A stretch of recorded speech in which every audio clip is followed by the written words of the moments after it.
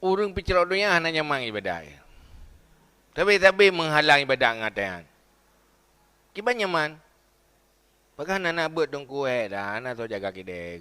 Dah bunuh terjadi tak teruk barang, ban teruk barang. Nyauru jauh belang pada nak tak dengar pada. Pakai nyaman. Pakai ngejauh belang untuk elok ibadat.